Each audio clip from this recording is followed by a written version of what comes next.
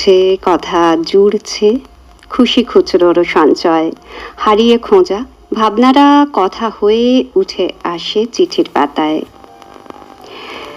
অনেক কিছু মিশে থাকে সেই ভাবনার মধ্যে। কি লিখছেন আপনি? গোপাল দাস, সিঙ্গুর জলাঘাটা, হুগলি থেকে লিখছেন কথার শক্তি। কথার শক্তি অসীম, অনন্ত, অফুরন্ত, বিশাল, শক্তিমান।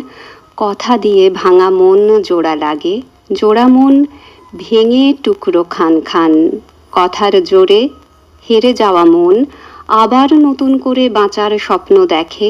কথায় কথায় ঝগড়া বিবাদ, কথা দিয়েই সব মিটমাট সমাধান। কথা দিয়ে হাসানো যায় যখন তখন, কথা দিয়ে কাঁদানো যায় আজীবন। কথাই পারে ব্যর্থতার পথ থেকে বেরিয়ে এসে নতুন উৎসাহ উদ্যমে আগামীর পথে হেঁটে যেতে।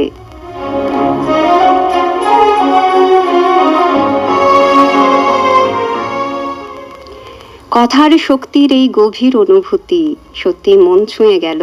কথার মধ্যেই যেমন ভাঙন, তেমনি গড়ার শক্তিও লুকিয়ে থাকে।